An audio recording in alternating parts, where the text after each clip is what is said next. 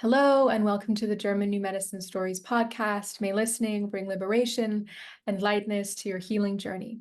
Please note that nothing that I or any of my guests say here is or should be misinterpreted as medical information or advice. These are personal stories, not prescriptions. So I get a lot of questions about German New Medicine and pregnancy. So I'm very excited about this episode.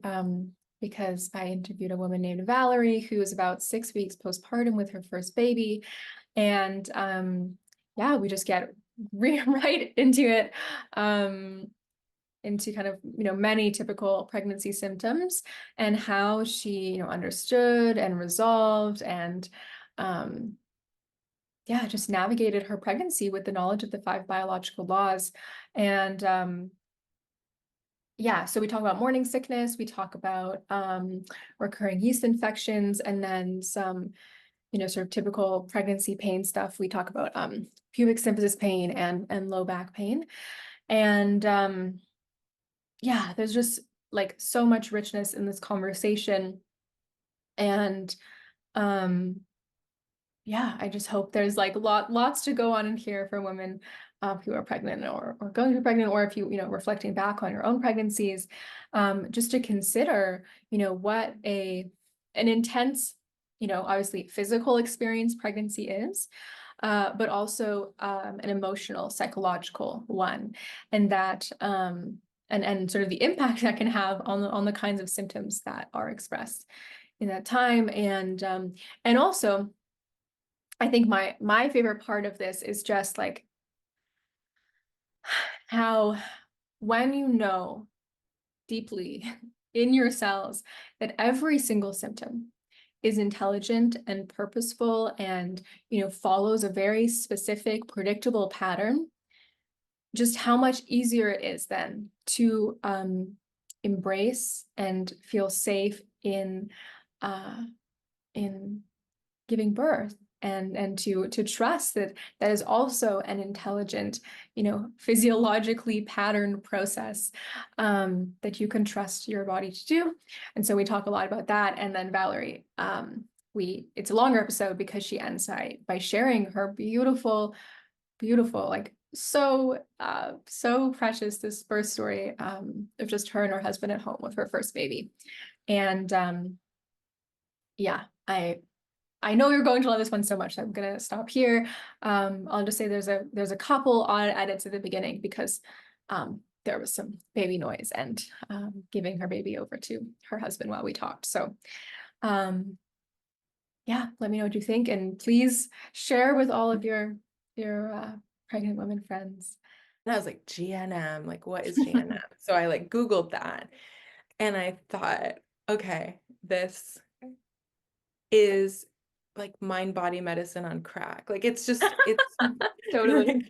it's like taking it to such a new level. And I had that interest, and my background's in Chinese medicine, Mm-hmm. but my favorite part has always been like the energetics, the connection of mind body. So anyway, when I found out about GNM, it became sort of like a hobby even before I conceived, but I had never formally like delved into things super intensely. It was just more like a fun curiosity. I would look things up.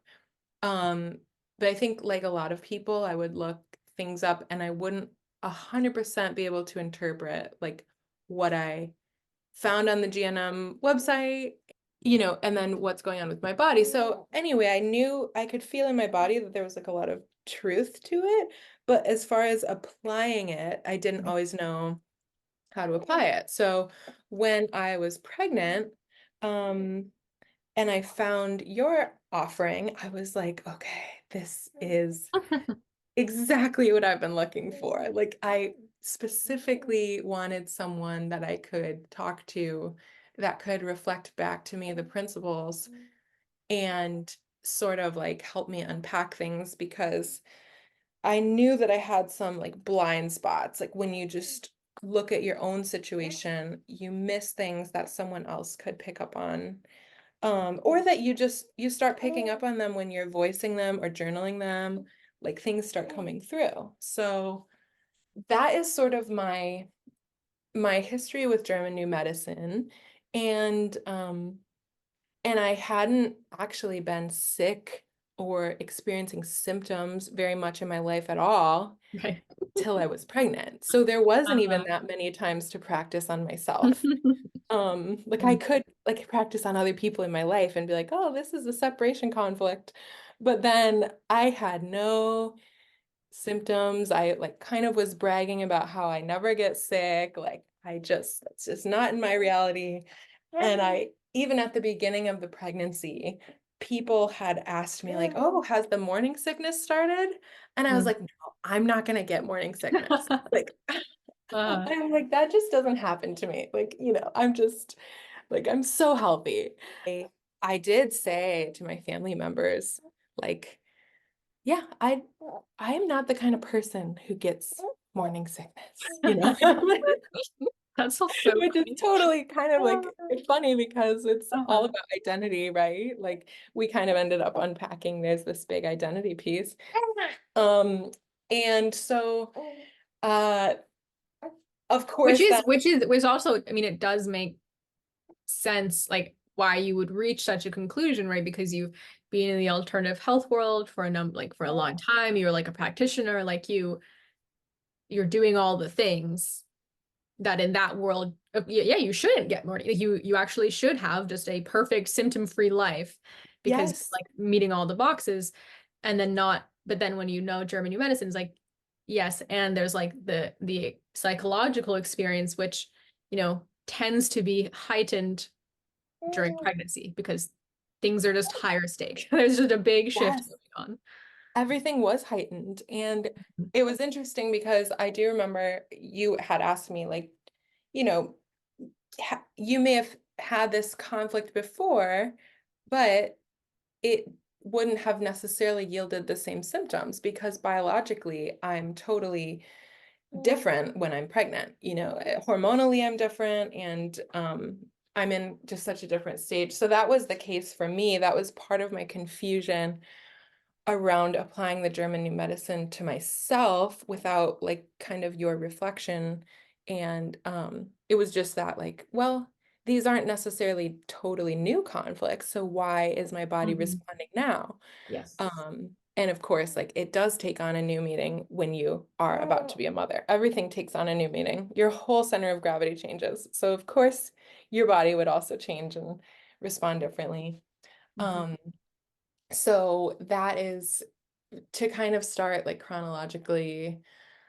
Hmm, I found out I was pregnant maybe around week 4 or 5. I was not super far along, and it was kind of like I don't know exactly when I conceived, but I felt energetically it's like a conscious conception. Like my husband and I were just very excited to welcome in a baby, and it did not take us long to conceive. So it was just very like exciting and just sort of like a magical time. And again, like in those early weeks, I was like, I don't have the easiest pregnancy ever.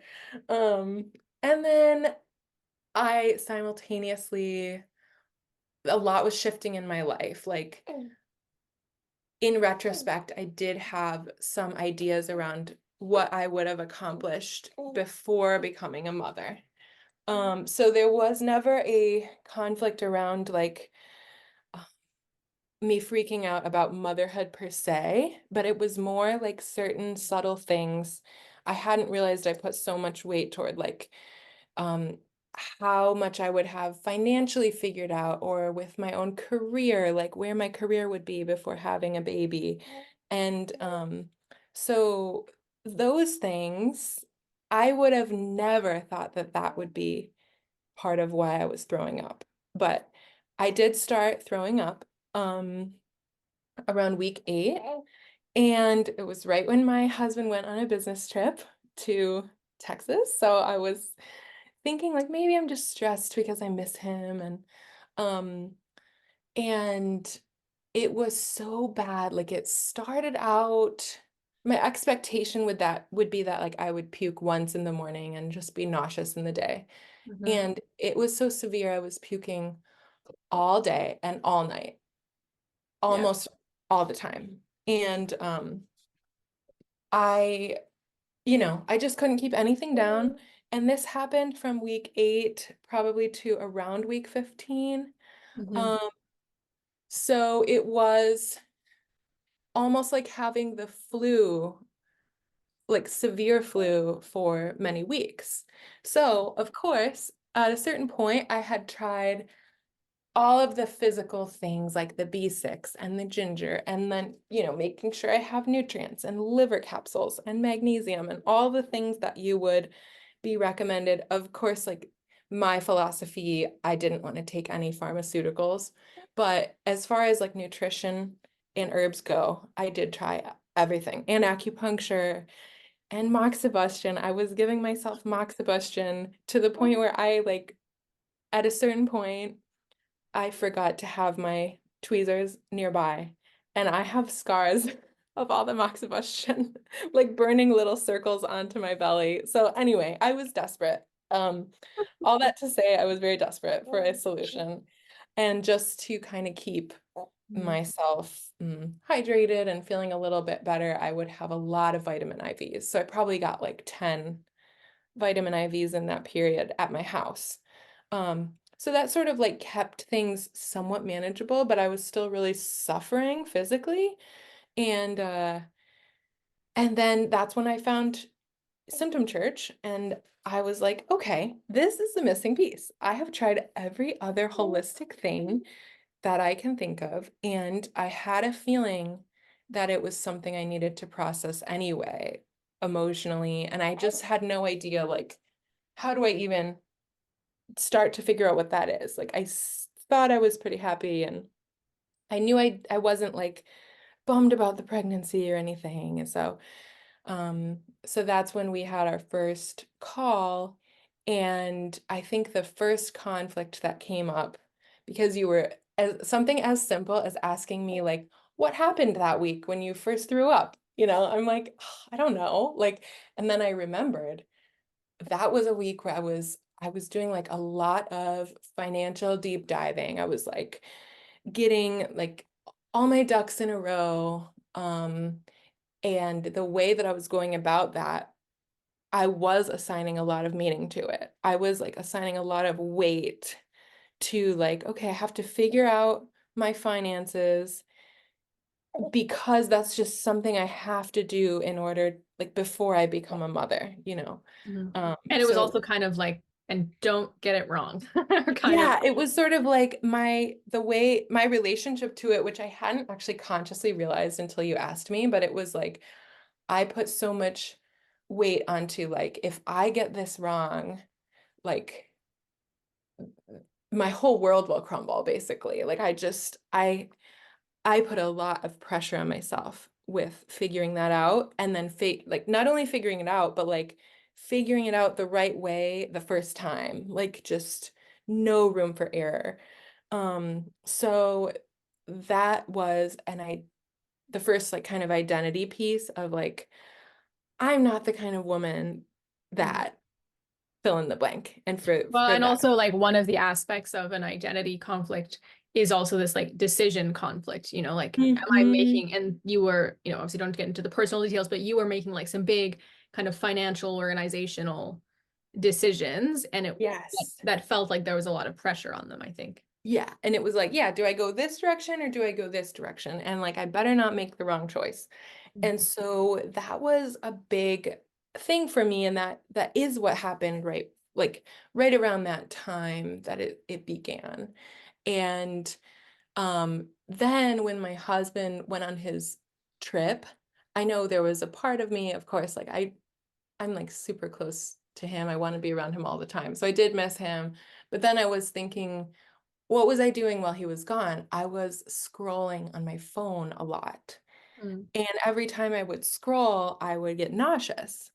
And at first I thought like it's just like my eye, like almost like a seasickness, like it's like Mhm.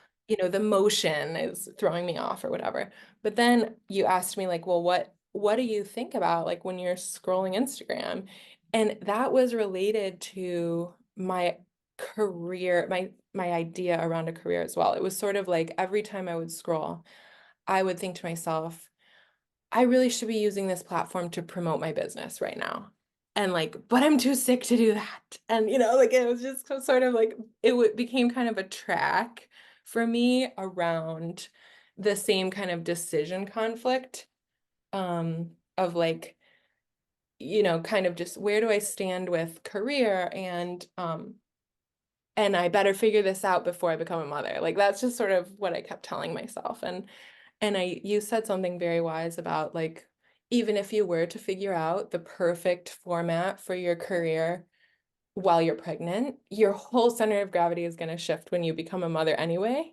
So like, just kind of allowing that to be loose was really helpful. And just like, yeah, you don't have to figure one thing out and have that be like your permanent identity. And then that's it. So that kind of adds up as well. And then there was another element of like territorial anger, um, that I think related to the nausea and vomiting as well. So like there were a couple of triggers that made perfect sense to me, like somebody saying like a weird comment to my husband, like a jokey, like, oh, like babies like are so whatever, I can't remember, hard or expensive, or like you should just get a vasectomy after the first one. And that, like, I mean, of course, that's completely uncalled for. But I knew that like right after I heard that that happened, my body was just like, I just puked so much for like 24 hours. So I could tell that that was related, but then when you mentioned like the territorial anger, that's exactly how it landed in my body. I was like, you're coming into my territory and saying this, and I'm very angry. And I did feel kind of unfamiliar with, like it did catch me off guard. So perfectly aligned with the shock. Like did not see it coming. Um, and there were a couple other moments of that where like family members or just people in my life would bring something up. Mhm. And even if it was something that was ultimately like nice to have brought up, like healing for the lineage, like someone speaking something that needed to be spoken for a long time, like because I was feeling like I had this sort of, my territory was my little sphere, my pregnancy aura.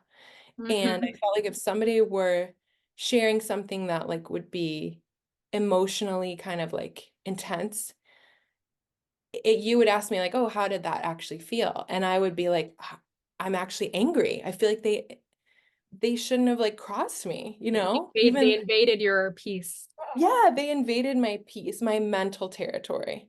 Yeah. And so even if that was not like the intention, that's how I was receiving it.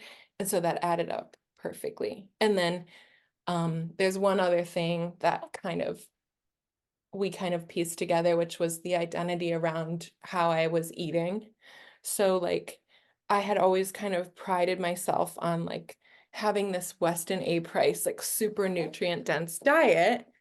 And although I don't think this is what started my morning sickness, it almost like it was like conflict on top of conflict, because once I started puking, then I had an identity conflict around like, I thought I was going to be the kind of person who eats all this food, like thousands of calories a day of like liver and marrow. And I can't stomach any of that stuff. Like all I want is like a bean burrito from Taco Bell. And the only thing I can keep down are these like clementines or whatever. And so I felt a lot of very intense sort of like life or death pressure around that. I was very scared that I wasn't eating enough. Um, and actually in retrospect, like of course I was eating enough. Like I actually, even though I was puking a lot, like I was getting a lot down, like now that I think about it. But at the time my expectation didn't like meet my reality, and I felt really bad about it.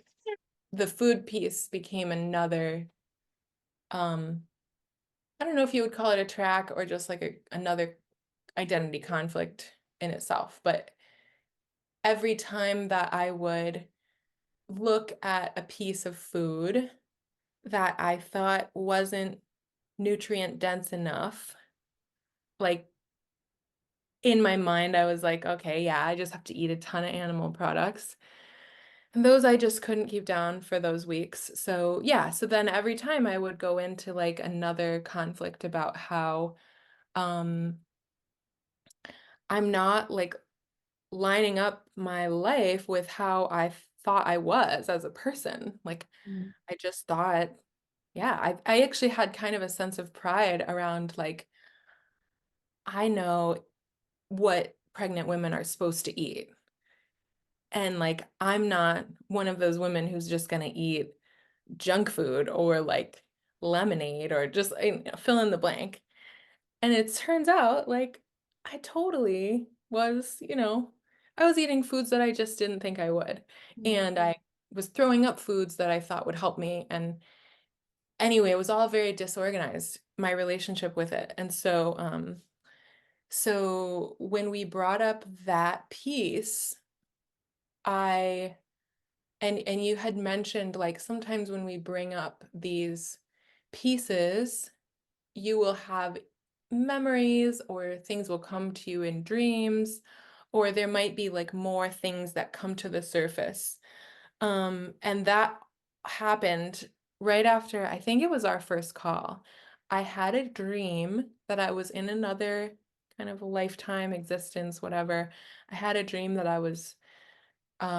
I had these like three children and I was in sort of like a hut and I couldn't feed them and I was panicking. Like there was just not enough food. It was some kind of famine. And I woke up from the dream and instead of feeling like it was this terrible nightmare, I woke up and I feel like there was this realization that landed in my body of like, that's not this lifetime. Like we have enough food this lifetime. Like we have enough resources. Baby is fine. And I just like it landed and that was the night after our call. Um and I woke up that morning oddly enough like feeling relieved after this like terrible dream. I felt like it had been processed and acknowledged and just I just knew in my bones. I was like my baby is fine. I'm eating enough. I know that to be true. And I went to feed my dog and for for those weeks someone else had to feed my dog because I would like puke at the smell of her dog food. And I was like, I just fed my dog without gagging. I went outside and enjoyed the sunlight. I had like a whatever sounded good to me, like a breakfast sandwich, and I didn't puke. And that was the first morning that I hadn't puked in weeks. So I knew, and that was after our first meeting, but I knew that obviously that resolution was the thing that had to happen for my body to like relax. Um and it tapered off so significantly. I did have a few more puking episodes. It wasn't like it just never happened again, but it was nothing like it was. I think it was probably 90% better after the first call. And when I did have occasions where I would throw up again, I knew exactly why. Like Mm. it was clear as day to me. It was like you can't unsee it once you see it. And I would throw up and then I would be like, oh, of course, because that was like that thing that just happened, like caught me off guard and made me like question who I was or what I believed in, or maybe it made me angry, like, and I felt like my territory was invaded. And so it was just very cut and dry, like once I figured those things out, um, I had like maybe three more occasions where I got sick, but it was just I knew what it was about. And then at a certain point, because I had developed that awareness, um, and that was another thing that I felt was really valuable is like I remember asking you, what should I do? And you were like, well, the awareness is usually enough, I mean, it's not like you're have to do. It's like you just notice, like notice. So when I got a little bit better at noticing those things, it wouldn't be as much of a shock to my body. And so, because I could almost slow it down, it was sort of like when you see the Matrix and he slows everything down and he starts dodging the bullets in like slow motion. It's like that's how I felt with the shocks or tracks. Like Yeah. it became like I could sort of see them coming and just sort of notice what I'm feeling, and that alone made the symptoms almost nothing. Yeah, so around week 15 or 16, it became sort of just not a thing anymore, the morning sickness, and um it felt very life-changing to have that go away because there were moments where even though logically I knew I wouldn't be throwing up forever, like that is kind of how it felt. Like it felt like I would just never Mm. feel well again because it had just been so many days in a row. So it just started to feel really hard. And also that you like the means by which you resolved it too, I'm guessing was also different than what you had done healing wise before. Yes, yeah. And I knew what I had experience with in my own healing was a lot more general, like this whole concept of stress. And like when I'm not stressed, I don't get sick, that kind of just very simple. So this really brought it into my bodily awareness, how specific and exact this medicine can be. And it like really helped me trust my body so much more. Um, which is a theme kind of in my life is like I have always yearned for that bodily trust. And that's partially why I went to school for Chinese medicine, is that helped me gain an understanding of my body. But Mhm. this just takes it a whole step further. Like, Mhm. um, I think I so remember also that you did vomit once, right? I think in your third trimester or something, but you were it was something financial decision. yes, Right? yes. And Mhm. it was a pretty quick and easy vomit. Like it wasn't just this like marathon of feeling horrible and puking. But even so, I was like, weird. I haven't vomited in, many months. And Mhm. I thought about what I had done that day, and it was sort of like a resolution of some of the decisions that I was like teeter-tottering on financially from the earlier in the year. So it was like, of course, when I resolved that, the similar symptom came up. And also because I hadn't had that symptom for so long, I wasn't coming at it from that kind of like matrix awareness level where I was like, Mhm.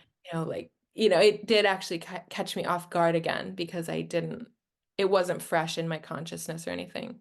Mhm. Um, so it made perfect sense. So after the vomiting resolved, which was like a huge celebration, I then I noticed just this like sense of discomfort like in my yoni, and I thought, this is just kind of classic pregnancy like hormones, like estrogen dominance, just like Candida thrives off of estrogen. That was sort of like my initial logic. Like this is just everyone in pregnancy has this kind of discomfort. And now I know that not to be true. Like there's so many stories we tell ourselves about what is like It's just normal the and way it is. it's just pregnancy. Like pregnancy is not a walk in the park. Like, whatever culturally is just said. And I totally reject that now because so that was one thing I had never had like a yeast infection in my life. Like it was not something common for me. So I kind of just thought like maybe it's summertime, like wet bathing suit, like whatever. Um, I thought it would just kind of resolve. And when it became a little bit more persistent, I was like, okay, time to call Freya. like schedule another, you know, I was like, what's going on now? Because I had tried to look up on my own the German New Medicine, like, yeah, interpretation of the yeast infection, or I wasn't even totally sure it was just that kind of discomfort, but I was assuming it was like candida, like some kind of that's what it felt like to me. Um, and the description didn't feel relevant to what I was experiencing. So of course, that's why I had to, unpack it with you. And I can't remember what the initial description was. It was maybe like feeling humiliated or soiled or something like that. And I remember really trying to honestly think like, oh, did I have any micro moments of that? And it really didn't feel like that was true. So what we ultimately figured out was that um, it's again asking where it began or when it began is like so helpful because it started right when I resolved my morning sickness. Mhm. During the phase and like the weeks that I was throwing up, I really missed like being intimate with my partner. And there was just no way I could because I was like physically so ill. So Mhm. right when that resolved, I was so happy to like reunite with my husband. And like I was very kind of just I wasn't totally taking anything like slow, I was just like, yes, let's do this, you know. And then there was this like moment that I remembered that was like, oops, I probably just was like going into this too quickly. Like I wasn't totally ready. And in that exact moment, once again, like caught me off guard. It like felt like my body wasn't ready.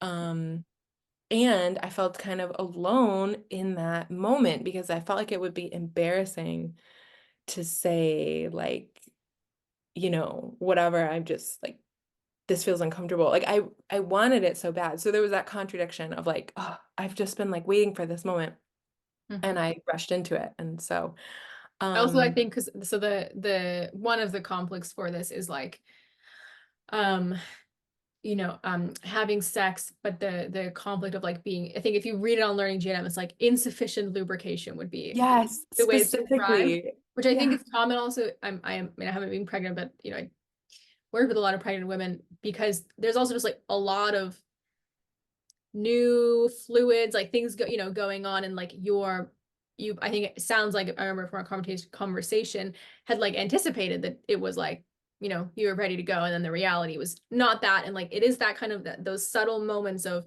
incoherence that Yes, like it's like a yeah. contradiction in my body. And so because yeah, I remember like I was saying, oh, I thought I was totally ready because it seems like everything's like super wet in pregnancy, there's just like it's just yeah, and that Yeah. doesn't mean that I was actually ready. So and so that moment was, kind of creating that program where my body was like, oh, insufficient lubrication? Like, let's just make a ton of it. Like that's, I don't know. Well, yeah. Well, I Mm. think so. The yeast would come in the like the discomfort that you were feeling would come in the healing phase, Mhm. and so like you probably like had that experience, and then I don't know, however many days later, I can't remember now all the details, Mhm. everything we discussed, but like then had a great sexual experience in Mhm. resolution. But then the track that like kind of kept it going chronically was, am I ready, am I not, like that kind of like Yeah. moment when you were like wanting to be intimate with your partner, and Yes. like the subtle thoughts of like, can I really trust my belief that I'm ready to have sex, yeah. Totally, because it was a new landscape with my pregnant body. It was just like I had to relearn what my body's signals were because it was just, yeah, like I felt like I was living in kind of a new version of my body. Mhm. So I just wasn't I I had to relearn that in a way. And that also was weird because I'm like, this never happens, that when I'm not pregnant, this never happens. So like what's the deal? And of course that was sort of a tricky one to resolve because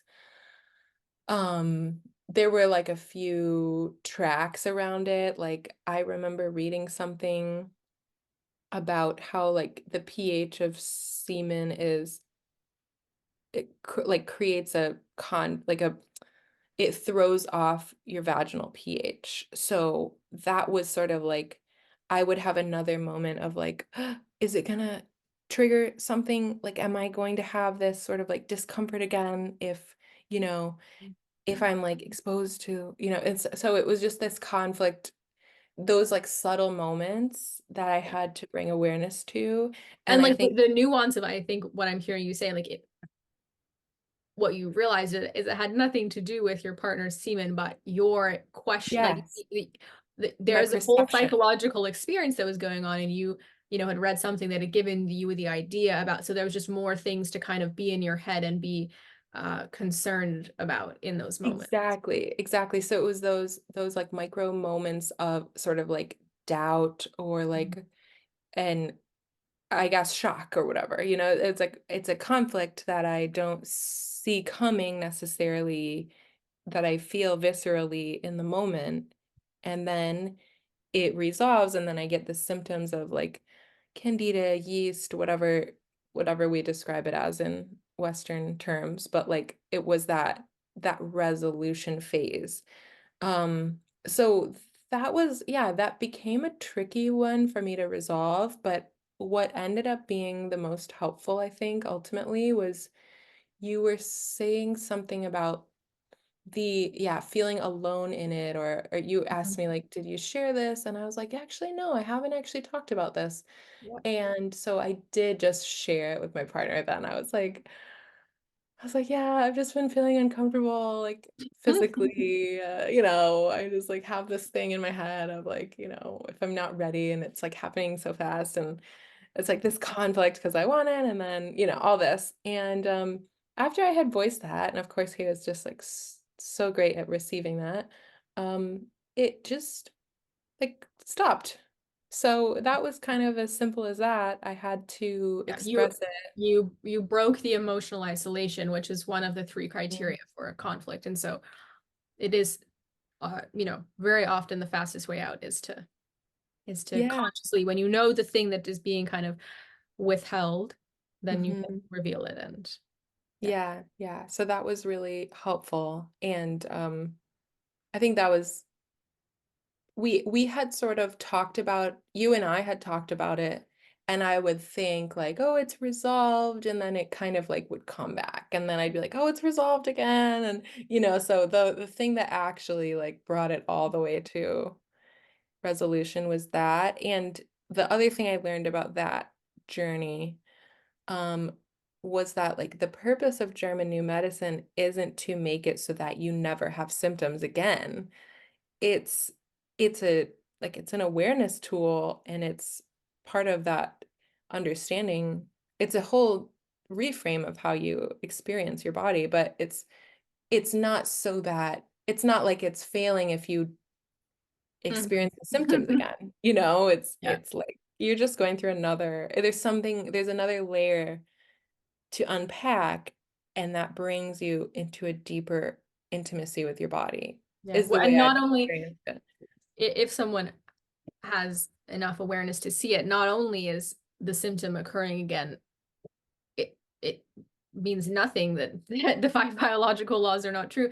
In fact, it only means that they are truer than ever, right? Like that you stepped on the track, you became conflict active, then you stepped off the track and you entered, resolution. And actually, like each time you have a symptom just gives you another opportunity to affirm the laws. It's not Yes. it's having symptoms does not mean, oh my God, this doesn't work. It actually means, oh no, it is working. It's just that you're still having the experience that hasn't changed yet. And so the symptoms haven't changed. Yes, yes. And it's sort of that idea of like the biological laws are fairly simple, but humans are more complex, right? So it's like, yeah, my psyche, I mean, there's so many layers to bring awareness to. So in a way, that's like I'm kind of grateful for Mhm. those experiences where I kind of re-enter a conflict resolution or a track, because Mhm. I do learn a lot more Yes. about those nuances, like Yeah, when I'm really. working with people, I'm like, I almost find it annoying if someone like resolves it right away. Because like for me, that's that's not, I want people to see it. I want people to see the pattern and it, and the best way to learn German medicine is to have recurring symptoms, that especially symptoms that are on off, on off, on off, because you then can really become attuned to what it means to step on the track, what it means to step off the track. Like you just, it gives you such a different relationship to the pattern. So, yeah, I'm very happy when people Yeah, are going yeah, back and forth and able, to see with more and more detail. And, I also, something that I say to people a lot, just something that I've observed in myself, and then now with other people, it's interesting how much, psychological misery, psychological kind of like incoherence, and like these little, thoughts that are going on. Like for some reason, we're very willing to put up with psychological misery for literally ever. Like we'll say yeah, that we hate it, but we just keep doing it. Um, but we do not like physical misery. We do not like physical pain, and we will actually do anything to get away from physical discomfort and pain.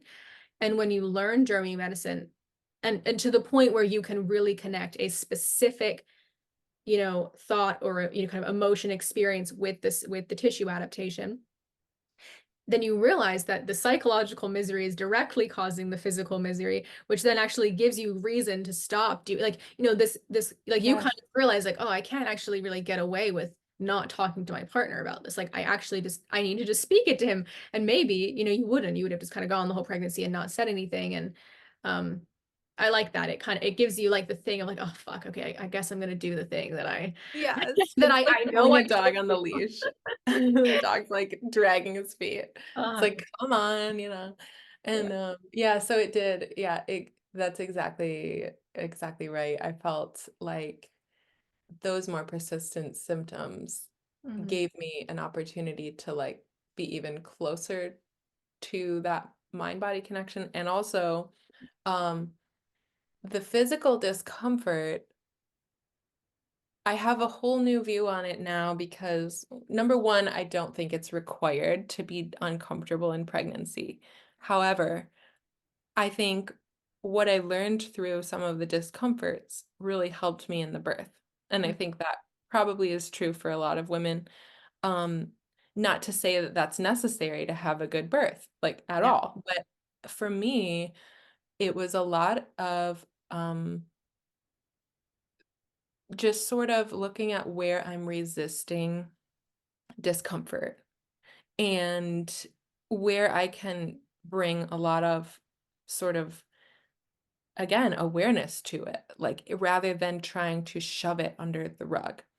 Um, and and then that goes for like mind, body experiences, emotions, physical things, like all of the above.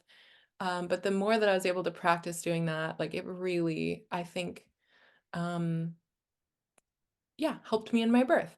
And then trusting my body, like trusting that these things happen intelligently. Yeah, Um, I mean, I've been thinking about that a lot recently of because before I really, became obsessed in the GNM world, like I spent a lot of years in like the, outside of the system birth, that kind of community.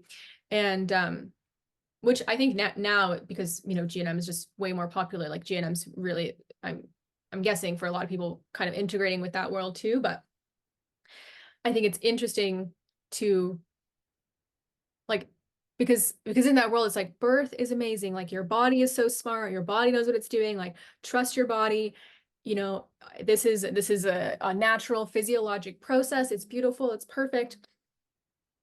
And then those same people would be like, okay, but you have a cold or a yeast infection or hemorrhoid, and like, you need to go do this, like your immune system is failing, this is bad, like you need yeah, to it's like you fix need to it. take this vitamin or like Yeah. this herb or whatever. And so like no wonder, like of course, like it's like, well, pregnancy is like the aberration of the pattern. From that, and it's not actually, right? We understand now, but in that worldview, it's like actually your body does make a lot of mistakes. But But women, don't worry because pregnancy, like birth, that's not a mistake. So like Yeah. you should trust birth. And it's like how different, like it would be so much more like easy to take on. Like, yeah, of course, birth is a normal physiologic, intelligent process because when I sneeze, it's an intelligent process. When I vomit, it's an intelligent Yes. process. When I have a hemorrhoid, when I have a headache, like if you realize that every other physiologic expression was also intelligent, also followed a very precise pattern, then it would be like, well, duh, of course birth works the exact same way as everything Yeah. else does. But it's like you almost have to like create a schism of like, well, birth works, but these other things, they're still bad and they still are broken. Whereas when you just realize that actually it's all the same pattern, which is intelligence, then I think, yeah, it does change how you relate to birth. Because you no longer kind of have to like, I don't know, there's just less dissonance, right? It's like, oh yeah, Yes. it's all coherent at that point.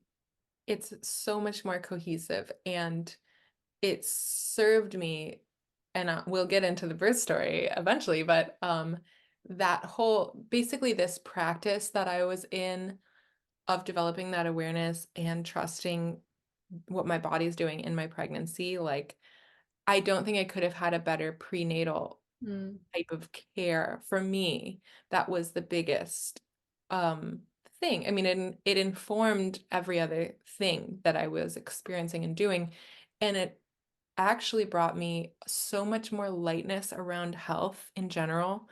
I already thought before the pregnancy that I had untangled a lot of the dogma around alternative health, right? Because I had gone to school for kind of this alternative health. I think this happens to a lot of people where first they're familiar with allopathic medicine and then they're like, no, no, that's all wrong. It's this alternative stuff. And then you reach another, at least in my experience, I reached another point where I realized I was using the herbs and acupuncture and things like that. My mind was applying similar principles of like dogma to these other methods that were more holistic. And so I already had felt like I had untangled that a lot, where it's like, okay, people need to chill out. Like some of the most unhealthy people I knew were like super rigid with their diet and super holistic and whatever, And I'm like, they don't look that healthy to me and they don't look happy. So I'm over this. But then pregnancy and being more embodied in this German new medicine journey, it's like this whole other layer of trust and relaxation around health. And it's a whole different untangling of those final, like, of course, it's a continuous process throughout our life, but it's those threads of like, oh, but you really should take echinacea like at the first sight of a thing, whatever the fill in the blank is, whatever that is, it's still my body's doing something wrong and I have to override it. Or the reason my body's doing something wrong is because I'm bad. I ate the ice cream or whatever that is for people. And for me, the biggest lesson, and I feel like my baby brought this frequency through in a way, was to relax even further around health and this system of medicine and you appearing at the right time, like that confirmed that, like that little nugget of wisdom of like, okay, what if that story was let go of now? That it's, yeah, about the EMFs or the radiation or the, whatever it is, that there's certain things that are kind of objectively harmful, but I thought I would never travel in pregnancy because of the exposure to radiation on the airplane. And as I was experiencing the German new medicine working for me, I had this feeling in my body of like, no, we're gonna travel. That's the thing that it felt almost like my baby was like, let's go. Like, let's go travel. Let's enjoy our life. Let's have a baby moon and it's gonna be fine. It's like I just kind of disadhered myself from some of those remaining pieces. Mhm, And it, not to say that I've completed that work, but it just brought it into a different kind of light.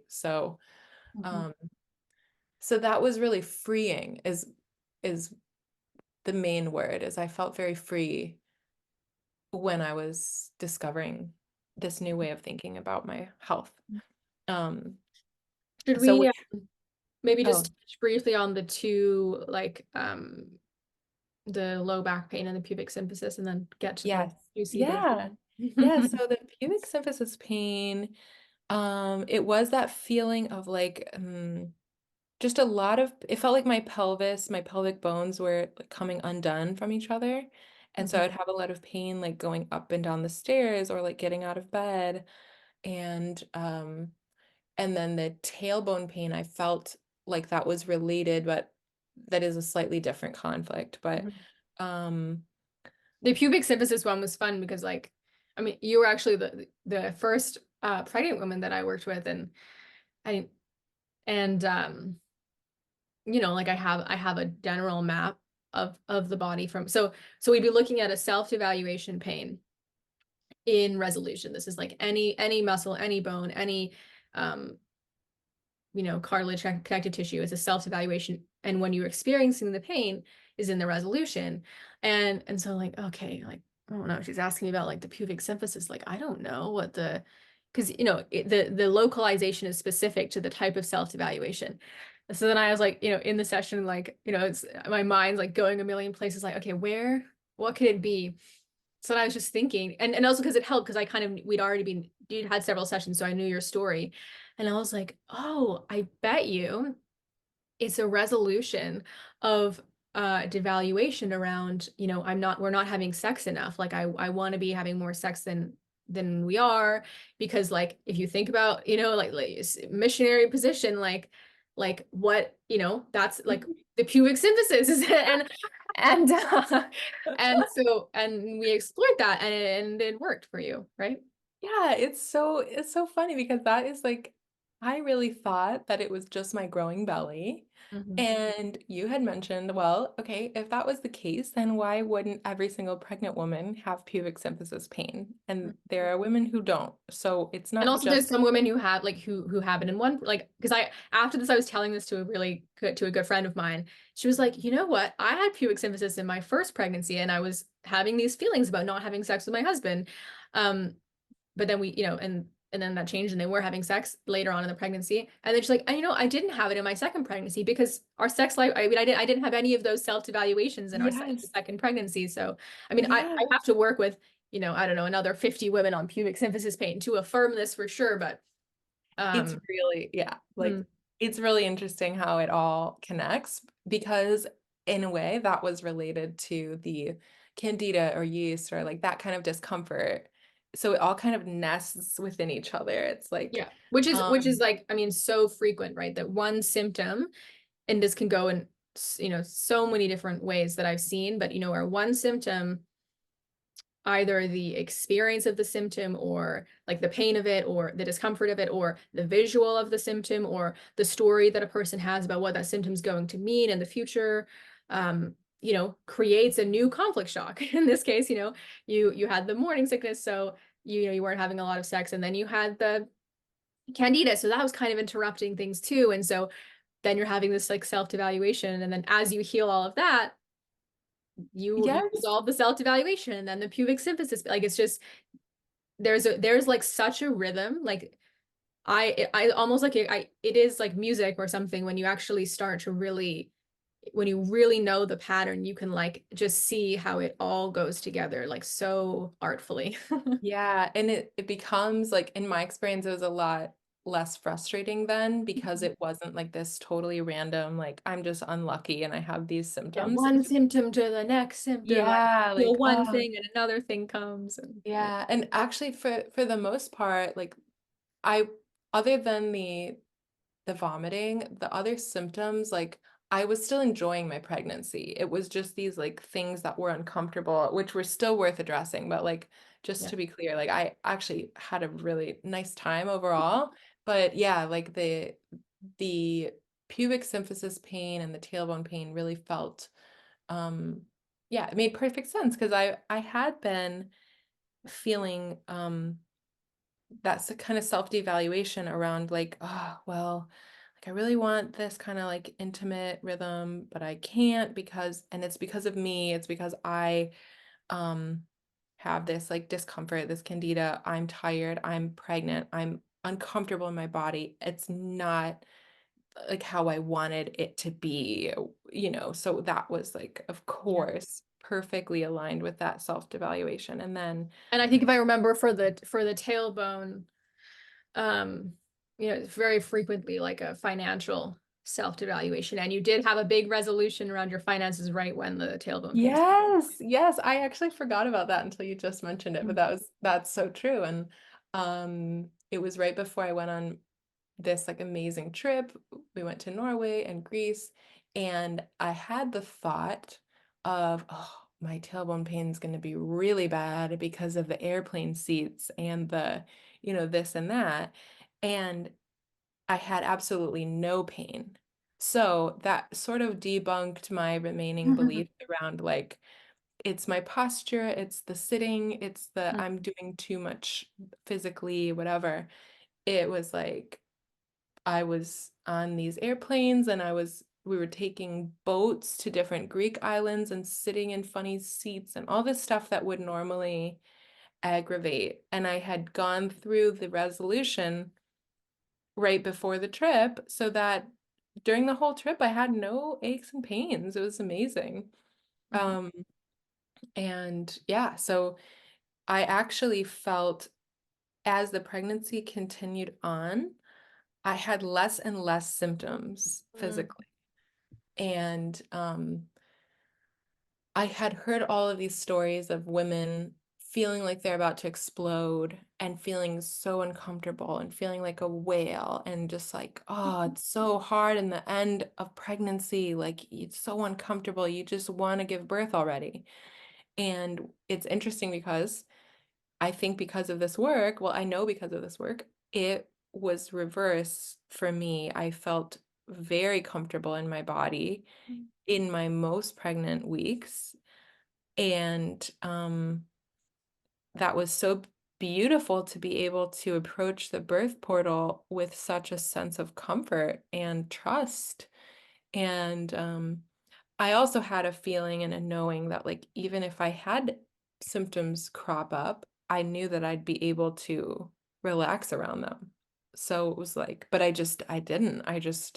Yeah. Um, I remember telling my husband, like, it's almost like I'm not even the way that I feel in my movement and everything, it's like I'm not even pregnant and I have this huge belly. So what's the deal, you know? And Mhm. so that was really, really cool. And I'm trying to think if there's anything else. There was one more like minor thing that I thought of the other day, which was that I would often get up to pee in the middle of the night. In my like later phase, probably 40 39 weeks onward or something. Mhm. And right after that, I would have like a sneeze attack. And I figured that one out, like just we didn't even meet about that one, but I just was like, every time I wake up and I have to pee, I'm thinking to myself, like, this stinks. Like, I hate having to get out of bed at 4 in the morning. Like, this sucks, you know? And then it's like a stink conflict. And I get back in bed and I get all cozy and I'm like, okay, now I can go back to sleep. And I start sneezing. Like, I just had resolved the stink conflict. So I thought that was very cool to like connect that. Yeah. Um, Yeah. and then I stopped sneezing like after I figured that out. So anyway, now we're kind of like at the birth story Mhm. point, I think, unless there's anything else you want to cover before that. I'm just thinking about the sneezing because I mean it's such a simple symptom, the sneeze. Like Yeah. and what we call that is the epileptoid crisis, right? This is the peak of the healing phase, and vomiting would be similar. And I know we had talked about that, like because from a German new medicine perspective, like the way that Dr. Homer would like describe the process of pregnancy is that like the birth, was the epileptoid crisis. And it would all sort of follow the same law of two phases. And so I know we had sort of discussed that of like, if you can vomit, like you can give birth. If you can, Yes. and I didn't know about the sneezing, but like if you can sneeze, like you can have a bit, like it actually these Yes. actually are the same the it's the same rhythm.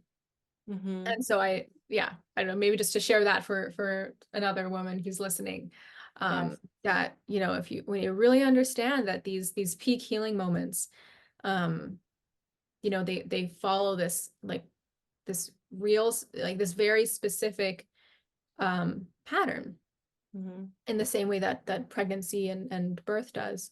And like we all know, like pregnancy, like it's a predictable process. Like what happens, and symptoms are really the exact same.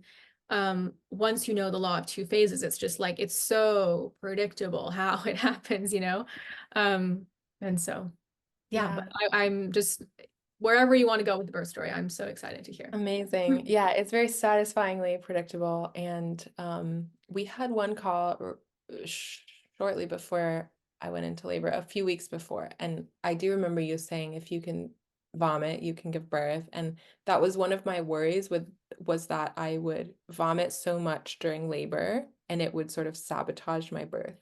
Mm, And I felt very affirmed by that sort of comparison. Like your body's just going to do it. Like, you can actually handle vomiting like quite a lot in the labor process. And if it's a decision-making conflict, then to voice it as it's coming. And I did that in my labor.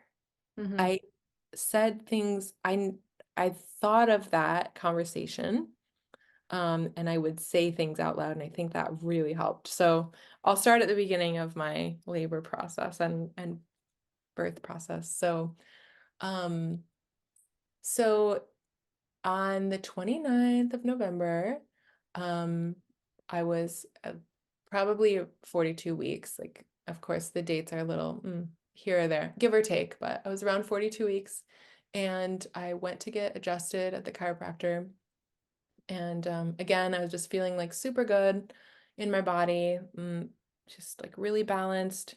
And I came home and I just thought, well, if I feel this good, maybe it'll be like another couple weeks. I'll be one of those 44-week women because I don't feel like I'm about to pop or anything.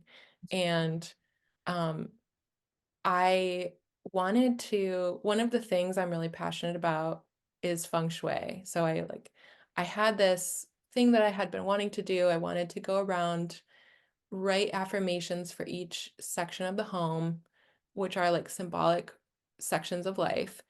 And that was like kind of just a ceremony I'd been wanting to do.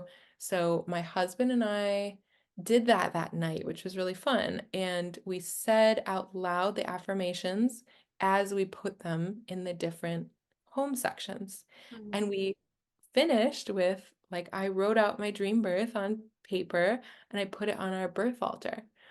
And I had a little talk with baby that night, and I was sitting on the couch looking at the Christmas tree, and I said out loud to baby, I was like, "Hi, like if you can take as much time as you need.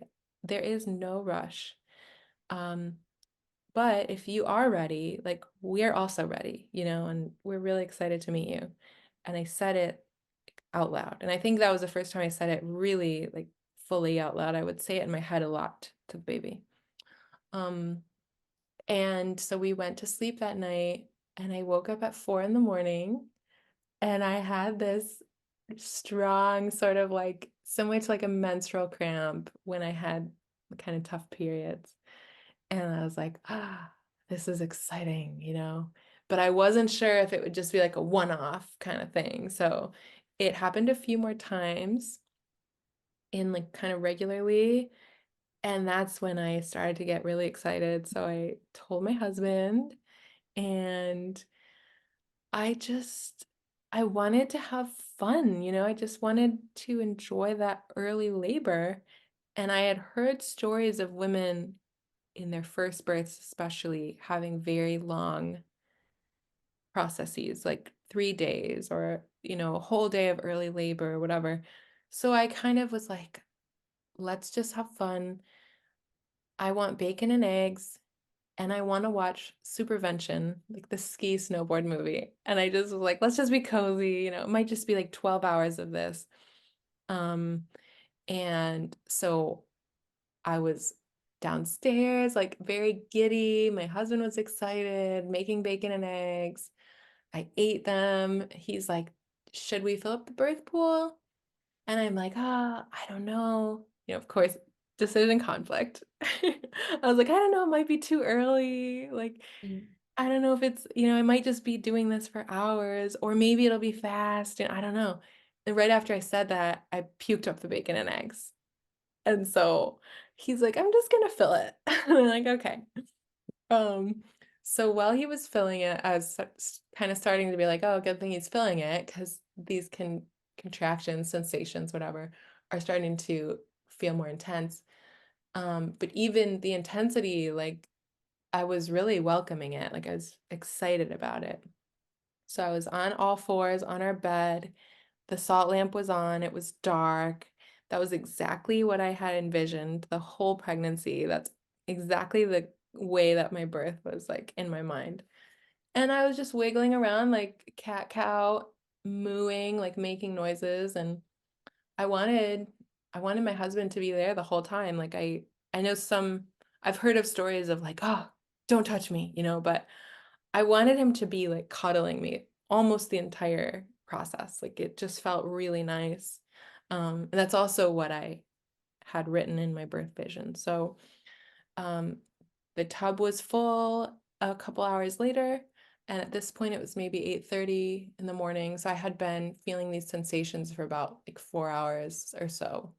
And it felt really nice to get in the birth pool, and my husband was in there with me and like rubbing my feet and massaging my like calves, and um he just felt very grounding. And I told him, I think we have done this together thousands of times. Like this whole thing feels so familiar and so comfortable. And he was like, yes, we have. And I was like, I'm actually having fun right now, And I was like, this is awesome, It's like so that was so cool. And I just felt very, very grateful to be comfortable and private, and Mm. especially grateful that it was just me and him, because it did feel energetically very similar to like how the baby is conceived. It felt like a similar energy to like bring the baby earthside. Like it just felt very intimate and romantic even, just like so close. So it would feel very odd to me to have anyone else there. And so it was going very well. There were a few other like I would have these micro thoughts of like just I don't know, just certain thoughts would come up, and I knew that the thoughts were triggering the vomiting. Like I Mm. can't even remember specifically now, but it was Wow, so just like you did notice that there was I like a noticed it in real time. It would be like I would have a memory of someone else sharing their birth story with me, and I would puke. And I would be like, nope, that's not my story. Mm. And also no wonder I'm puking. Like, I don't know. It just felt very connected. Mm. But I also felt I think what helped me is that I didn't have an additional conflict around, oh no, I'm puking. I felt like, oh, no problem. My Mm. body can handle vomiting in labor, and my body is designed to do this. So that was huge for me, I think, because if I would have been panicking about the fact that I was puking, that wouldn't have helped. So, Yeah. um, I was just very relaxed, feeling the sensations, occasionally puking, uh, and I started the sensation started to really intensify, and I would just sleep between them. So I would just be like asleep, wake up, let out like a huge ohm, or like some kind of, yeah, I just wanted to make like really low sounds, and then go back to sleep. And it went on like that for a while. I would say like around 11 a.m. I just wanted to reach inside myself and see, like, not because I had to see how dilated I was, but I just was curious about how it felt. Like, how does my cervix feel? And I thought it was so cool to like feel that there was like a sack of water. Like it was, I could feel the sack and I could feel the shape of my cervix, and it was like maybe 3 centimeters, it was just, but it was, I just thought, oh my gosh, this is so cool. My body's doing this. And and then I just kept going from the floor to the pool to the bed to the floor to the pool. At a certain point, it got so intense that I remember reading about this concept of like going further into the pain instead of trying to resist it. So I started doing that when it became very painful, and it was very psychedelic. Like I just imagined myself kind of just going down the rabbit hole a little bit, just experiencing the sensations inwardly. And that's when I felt like, okay, I want to go to the bathroom and I want to be alone. So I think that was my transition, but I never had that feeling of like, I can't do this, help me.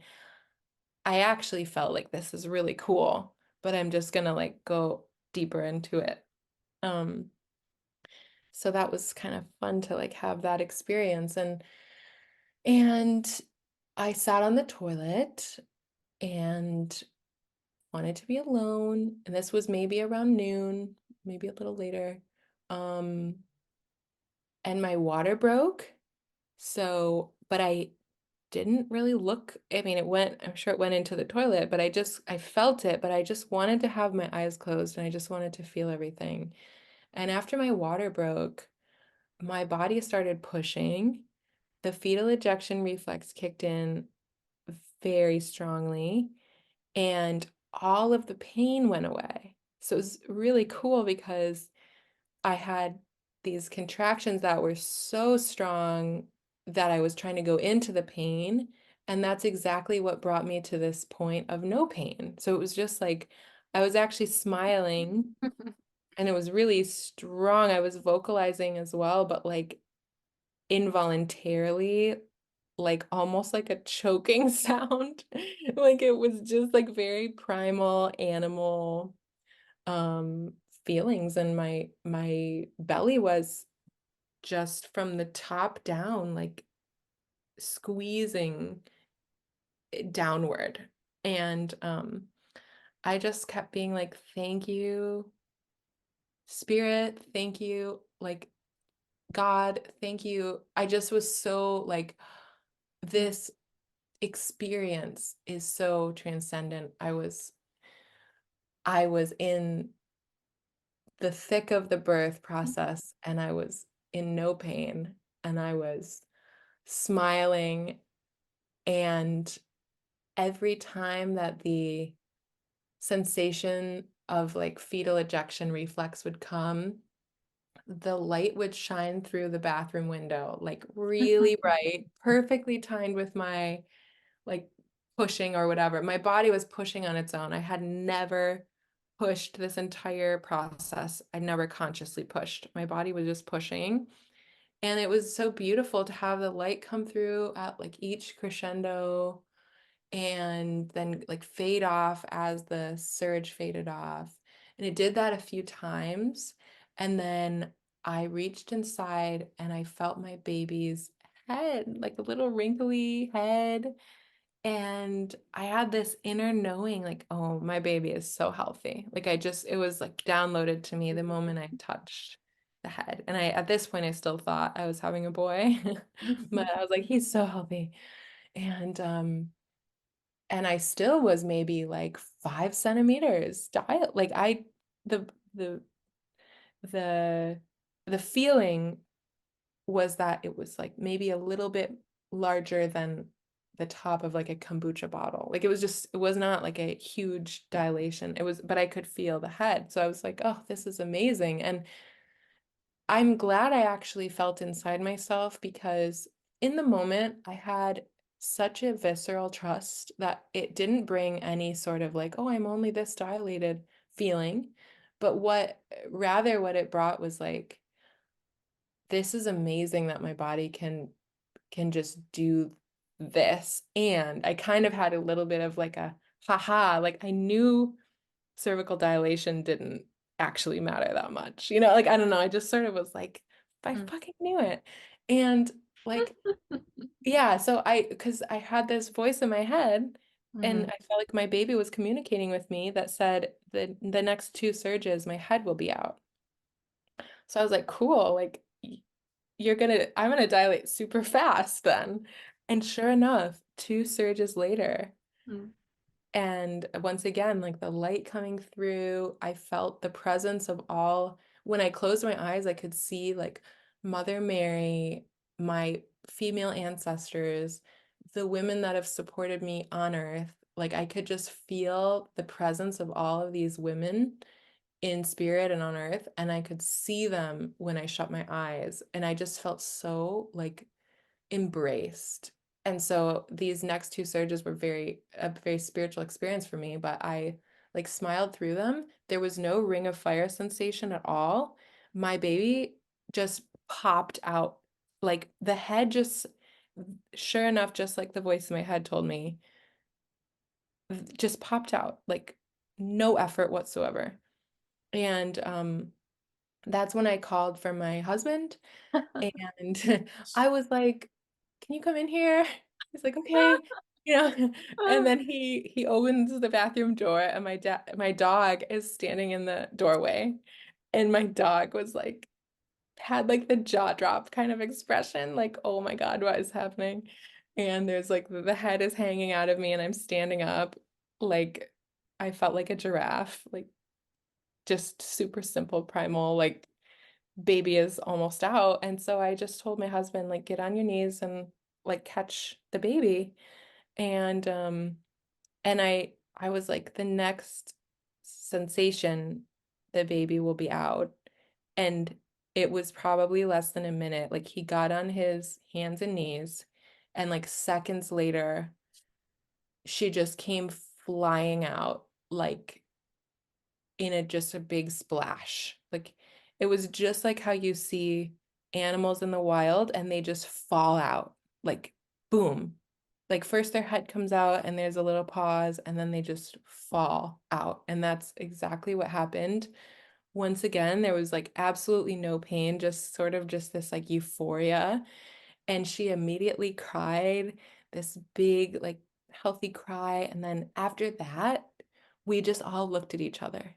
Like she looked at me, like we looked at her.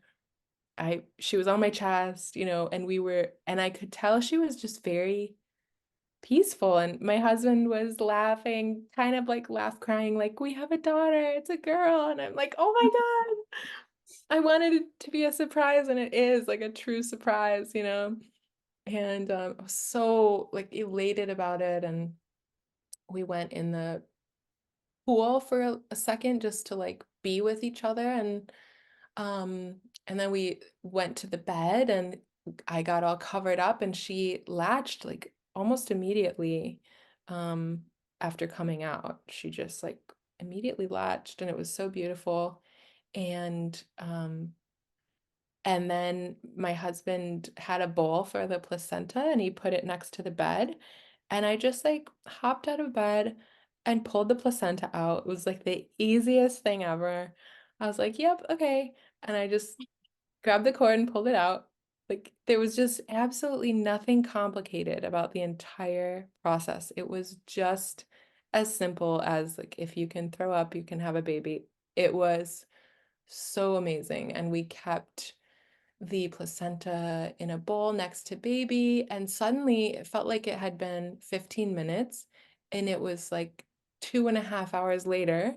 You know, it's just like so crazy how time just stops. And then eventually, like when we felt like it was time, we burned the cord with beeswax candles, and it was so beautiful and simple and joyous. And I wasn't like, you know, of course it was challenging and I was ready to rest, but I wasn't drained or, you know, I just felt amazing. Like, and I felt so in love with my baby and my husband, and I felt like this like upgrade had just happened majorly in every area, and it had. And I hadn't even torn. Like it just I didn't tear. I didn't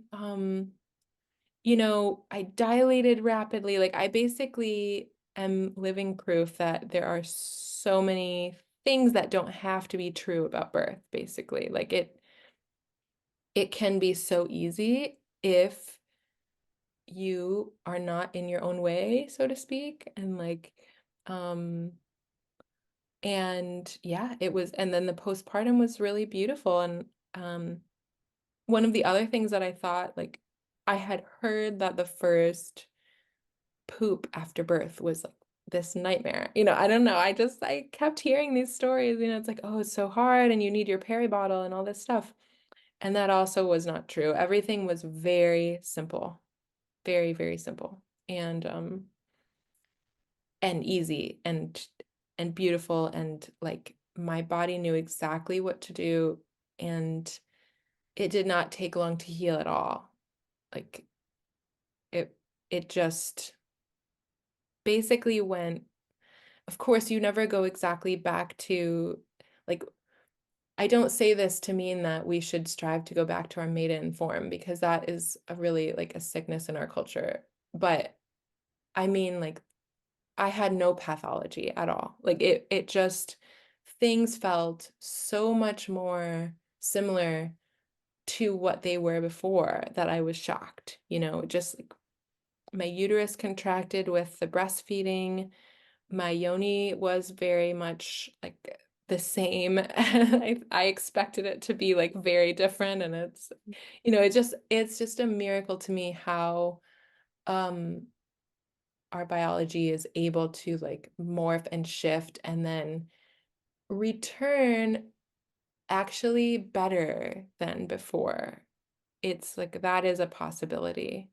So I actually feel better than I did before I was pregnant. And I am so happy to say that. So yeah, it's like it's possible, and it's possible to feel like, and even like my hair is thicker than it was before I was pregnant. There's all these things that, of course, like it's possible to lose hair, and it's possible to like, have complications, but it's also possible to just feel better than ever. So Mm. yeah, that's how it went. And we're so in love. And when we chose the name, a name came to my husband um that night while we were sleeping, and we looked up the meaning, and it means light, like divine light and bright shining one. So I was like, oh, that has to be the name, because of that experience I had with the light coming through the window. So I think she sort of told us her name, and yeah, it just felt very sacred and primal. And it really, the experience of caring for a newborn postpartum has also been incredibly simple, and has brought my husband and I even closer together. So, I mean, we were already close, but it was just like, again, those cultural narratives of like, you'll never sleep and it's hard and the relationship takes a toll and a strain. Like, again, like it can be the opposite of that. So, yeah, it's been really amazing. And a lot of it was like thanks to the kind of like awareness work and um the relationship that I developed with my body with German new medicine. It's very, very key. Yeah. So I mean, no words. That is just the most precious birth story. thank you. It's so fun to talk about it. It's so fun to know in my body how easy it can be. And I think that extends to a lot of other parts of my life now, where yeah, things can be, you can like let things be easy and sort of um yeah, approach it from just taking away the programming that has covered up that ease, and then what's left is there for you, and it's like nature really did have it figured out, styled in. Mhm. So, Mhm. Mhm. yeah. Yeah. Well, thank you so much. Thank you for all of that. And is there anything else you want to say, or you feel complete?